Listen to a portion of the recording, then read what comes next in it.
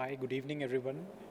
I know it's a bit late in the evening, and the topic is about getting your startup funded. So I'll try and kind of give a crash course in thinking through how to raise capital for your startup. So I think best way to perhaps think about it is in terms of questions.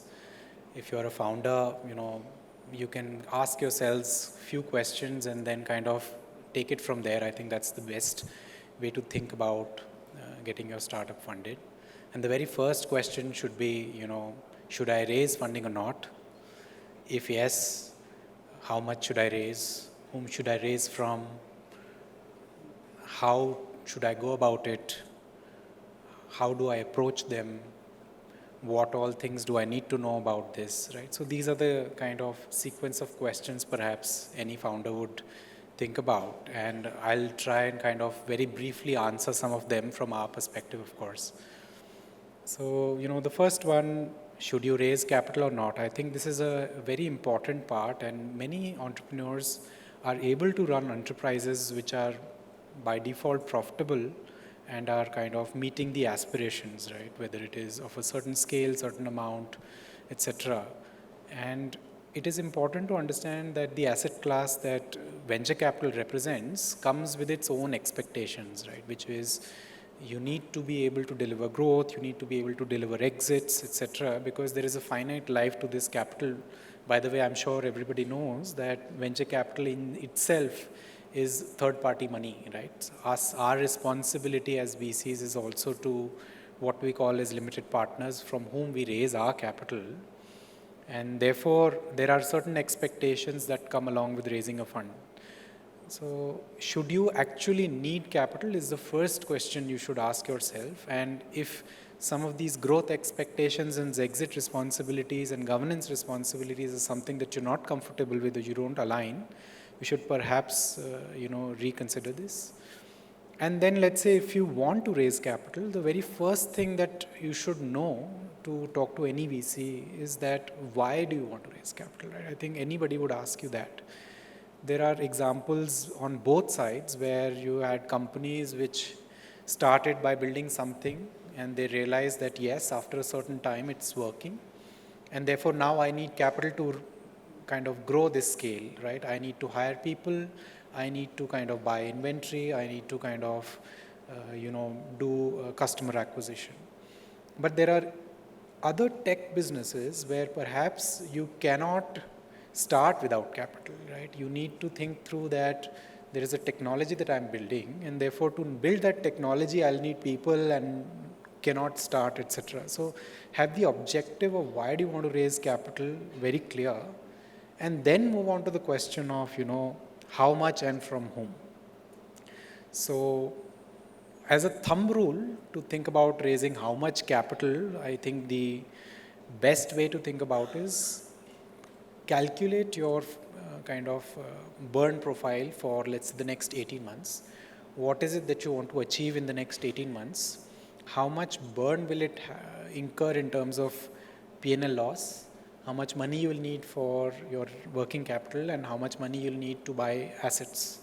Add them all up and see. That's the quantum as a thumb rule you should start with. Now you can tweak it up or down based on your ability to raise that much capital or the market conditions or your willingness to raise that much capital, because obviously for founders the capital comes at a cost, which is dilution.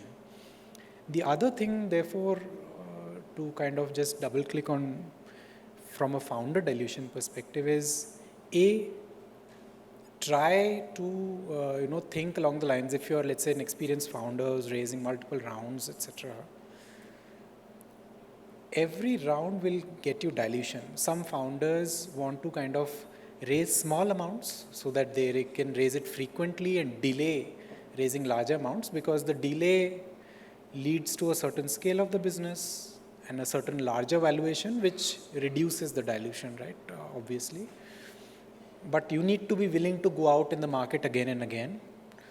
And the other side is that should the market conditions be not so great and the funding winter just perhaps is kind of moving to a summer slowly, is you should have a little bit buffer and perhaps kind of raise at least for 18 months of runway, if not more, right?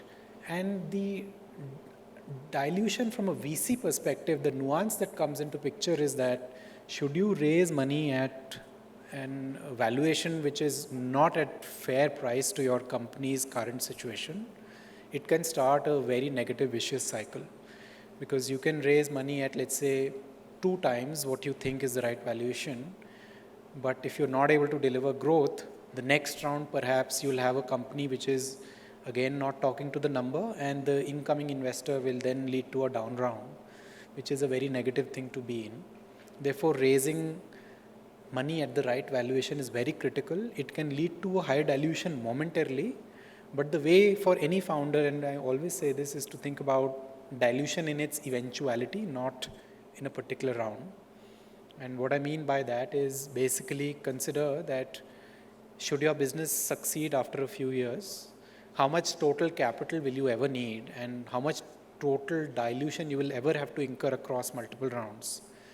At the end of it all, when your business is on autopilot, if you're left with 30-40%, that's an outstanding achievement, right? So therefore, if you can dilute, if you have to dilute higher now, lower later, or lower now, higher later, that's the way you should think about it, rather than kind of being very, very,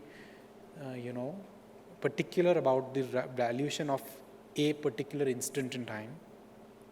So that's kind of, the kind of angle of thinking about how much quantum and the valuation. I think they are a little bit interrelated. And finally, who should you raise from? I think based on the company that, or the sector that you're in, I think important to understand the landscape, right? There are quite a few open sources in the country now where you can identify which VC firm specializes in which kind of areas, where are they able to help. Always kind of look for something more than capital, because that will give you an advantage over your peers. It'll help open more doors, perhaps can add to you operationally. And the way to reach out to them is, twofold. A, if you have a warm connect, that's always advisable. But B, this ecosystem is very supportive to founders. Every VC fund is always open ears. And therefore, if you just identify who the right particular person is within that organization and just reach out through a cold email, that also works, right? So don't be shy of kind of sending cold emails if you don't have a warm connect. And do your research, right? Like, figure out who they have invested in the past, and are there enough references, because it's a little bit of a partnership at a very early stage and a little bit like a marriage. So kind of be mindful, and this is kind of what can get you started. And hopefully, I think many more questions can arise from here, and I'm sure the panelists can answer some of them for you. This was like a crash course, so all the best, whoever is looking to raise funding. And I'll leave it to you.